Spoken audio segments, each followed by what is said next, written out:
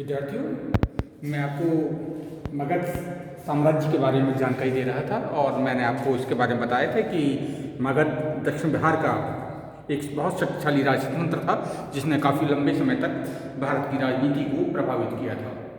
मैंने इसकी मगध साम्राज्य के बारे में आपको ये जानकारी दी थी कि वहाँ पर 3 शक्तिशाली राजवंशों ने शासन किया। सबसे पहले मैंने आपको जानकारी दी थी कि हरेक वंश का वहाँ पर शासन था, जिसमें बिम्बिसार और अजातशत्रु नामक 2 महत्वपूर्ण शासक हुए जिन्होंने मगध की सीमाओं का विस्तार किया था।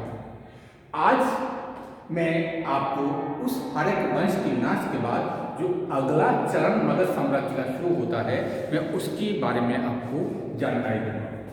412 ईस्वी पूर्व में अंतिम हरेक वंश के उत्तराधिकारी नागदासर के सेनापति शिशुनाग ने देश निकाला दे दिया। यानी कि हरेक वंश के शासक इतने कमजोर हो चुके थे कि उसके सेनापति शिशुनाग ने अंतिम जो हरेक वंशी शासक था उसका नाम था नागदासर, उसको परिवार सहित मगध से निष्कासित कर दिया और मगध के ऊपर खुद वो गद्दी पर बैठ गया।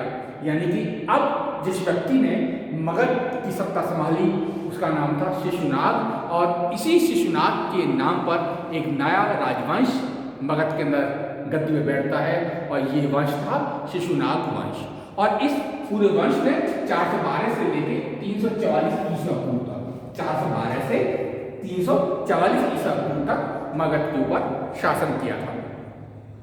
इस वंश को हम अगर मैं कहूं कि कालखंड की दृष्टि से, तिथिक्रम की दृष्टि से इसको हम बिम्बिसार और अजातशत्रु के बाद का महत्वपूर्ण शासक मान सकते हैं और नंद वंश से ठीक पहले का शासन इसको मान सकते हैं। यानी कि ये 2 शक्तिशाली राजवंशों के बीच का राजवंश है। हरेक वंश के बाद का शिशुनाग वंश और नंद वंश के पहले जिस वंश की सत्ता मगध के ऊपर थी उसका नाम भी शिशुनाग वंश था। यानी कि 2 महत्वपूर्ण शक्तिशाली राजवंशों के बीच जो राज्य स्थित था या फिर जो जिस राजवंश ने भारत के ऊपर शासन किया था वो शिशुनाग वंश कहा जाता है। और ये शिशुनाग वंश का ये पहला शासक बहुत शक्तिशाली था और गद्दी पर बैठने से पहले ये काशी प्रांत का, जो कि मगध का एक महत्वपूर्ण प्रदेश था, काशी का ये राज्यपाल था और राज्यपाल पद पर रहते हुए उसने काफी लंबा प्रशासकीय अनुभव प्राप्त कर लिया था। इसके साथ साथ वो मगध का अमात्य भी रहा था, मगध का वो मंत्री भी था। यानी कि राज्यपाल के रूप में और अमात्य के रूप में उसके पास एक बहुत लंबा प्रशासकीय अनुभव था। इस कारण वो एक बहुत योग्य व्यक्ति था जिसने कि अंतिम हरिवंशी शासकों की अयोग्यता का फायदा उठा के उनको राज्य से निष्कासित किया और वो खुद उस राज्य की गद्दी में बैठा और एक नए राजवंश की उसने नींव डाली। गद्दी बैठने के बाद इस नए राजा ने अपनी जो मगध की परंपरा थी, विस्तारवाद की, साम्राज्यवादी नीतियों की, उसका परिपालन किया, उसकी पालना की और सबसे पहले उसने शक्तिशाली उस समय का जो राजतंत्र था अवंती, उसको जीत लिया। अवंती का शासक जो अवंती वर्धन था वो बहुत शक्तिशाली थे, परंतु शिशुनाग से पराजित हुए।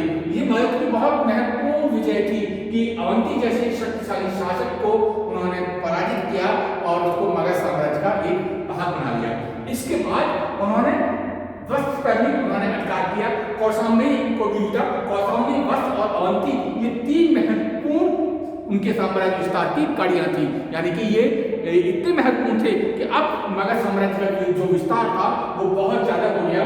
और इसके बाद जो उनकी दूसरी महत्वपूर्ण उपलब्धि हम कह सकते हैं, ये वो व्यक्ति था जिसने पाटलिपुत्र के स्थान पर गिरिवज्र को अपनी प्रथम राजधानी बनाया।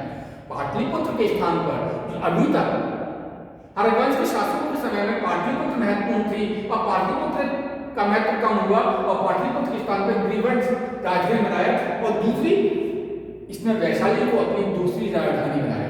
यानी कि ये वो वंश है जिसकी 2 राजधानी हमको नजर आती हैं, ग्रीवर्स और दूसरी वैशाली। वैशाली के साथ इसका निकट का संबंध था, इसलिए वैशाली के महत्व को उसने छोड़ा नहीं।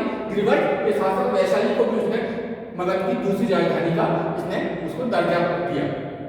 इसका शासनकाल 18 वर्ष का था। 18 वर्ष इसने शासन किया। 396 ईस्वी पूर्व में इस शिशुनाग की मृत्यु हो गई और इस तरह भारत का मगध साम्राज्य का शिशुनाग वंश का एक महत्वपूर्ण शासक इस संसार से विदा हो गया। परंतु बहुत महत्वपूर्ण योगदान दिया था इस शिशुनाग ने, मगध की सीमाओं का विस्तार किया था। जो कमियां हर एक वंश में थी, जिन सीमाओं को हर एक वंश नहीं प्राप्त कर सका था, उन सीमाओं को इस शिशुनाग जैसे शक्ति शासक ने पूरा किया था और मगध की साम्राज्य की सीमाओं का काफी हद तक इसने विस्तार किया था। इस शिशुनाग वंश का जो उत्तराधिकारी था वो कालाशोक था और इतिहास में इसका दूसरा नाम भी मिलता है काकवंश। क्यों कहा जाता है, इसके बारे में विवाद है। काकवंश को क्यों कहा जाता था, काफी विवादास्पद प्रश्न है। परंतु इतना याद रखिएगा कि शिशुनाग वंश का जो उत्तराधिकारी था वो काकवंश था और इसके शासनकाल की महत्वपूर्ण उपलब्धि थी, इसने ग्रीवर्स के स्थान पर पाटलिपुत्र को दोबारा राजधानी बनाया। यानी कि पिता ने ग्रीवर्स को राजधानी बनाया था पाटलिपुत्र के स्थान पर, वहीं बेटे ने शिशुनाग जो कालाशोक था इसने पुनः पाटलिपुत्र को पुनः राजधानी बनाया। उसको छूट नहीं किया ग्रीवर्स, उसने ग्रीवर्स को राजधानी नहीं बना और वापस अपनी राजधानी इसने परिवर्तित की और पाटलिपुत्र को उसने दोबारा अपनी राजधानी बना लिया। इसके शासनकाल की बहुत महत्वपूर्ण घटना, ऐतिहासिक दृष्टि से बहुत महत्वपूर्ण घटना है जिसके बारे में आपको बताऊं कि इसके शासनकाल के 10वें वर्ष में, यानी कि इसका शासनकाल जब 10वें वर्ष में चल रहा था, इसके राजारोहण के 10 साल पूरे हो चुके थे, उस समय बालिका राम विहार में द्वितीय बौद्ध संगीति का आयोजन किया गया था। महात्मा बुद्ध की मृत्यु के बाद बौद्ध संघ के मतभेदों के लिए, बौद्ध धर्म के पुनर्गठन के लिए जो संगीतियां आयोजित हुई थी, उसमें जो दूसरी बौद्ध संगीति थी वो कालाशोक के समय हुई थी। वो स्थान था बालिकाराम विहार में, ये दूसरी बौद्ध संगीति हुई थी और इस संगीति में दोबारा बौद्ध संघ के मतभेद उजागर हुए थे। बाण की हस्तक्षेप से ये जानकारी प्राप्त होती है कि राजधानी के समीप भी किसी व्यक्ति ने इसकी हत्या कर दी थी और इस तरह कालाशोक जो है वो हत्या का शिकार बना था, इसकी हत्या कर दी गई थी। कालाशोक के उत्तराधिकारियों के बारे में कोई बहुत बड़ी जानकारी हमको प्राप्त नहीं होती। कहते हैं कालाशोक के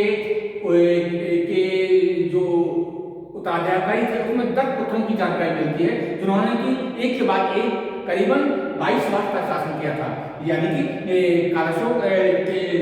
कालाशोक के बाद या काकवंश के बाद, उसकी हत्या के बाद उसके उत्तराधिकारियों ने जो करीबन 10 उत्तराधिकारी में हमको नाम मिलते हैं या उसके 10 पुत्रों की हमको जानकारी प्राप्त होती है, उनमें कुल मिला के 22 वर्षों में शासन किया था। और उसके जो पुत्र थे उसमें कुछ नाम हमको मिलते हैं, जैसे भद्रसेन था, कौशलवर्ण था, मंगुर था, सर्वजय था, जानिक था, उभक था, संजय था, कौरव्य था, नंदीवर्धन था और पंचमाक था। ये काकवंश के उत्तराधिकारी थे। परंतु शासन कमजोर हुआ। शिशुनाग वंश के उत्तराधिकारी इतने योग्य नहीं थे कि वो अपने शासन को संभाल पाते, कमजोर थे, परस्पर मतभेद थे और इसी कमजोरी का फायदा उठा के उसके अंतिम उत्तराधिकारी महाबल नंद ने आखिरी जो शिशुनाग वंशी शासक था उसकी हत्या कर दी और एक नए राजवंश नंद वंश की उसने नींव रखी। और इस तरह शिशुनाग वंश का अंत हुआ और शिशुनाग वंश के बाद हम एक नए वंश की बात करेंगे। वो भारतीय इतिहास का बहुत महत्वपूर्ण वंश है और इस वंश को हम नंद वंश के नाम से भी हम जानकारी प्राप्त करते हैं। धन्यवाद।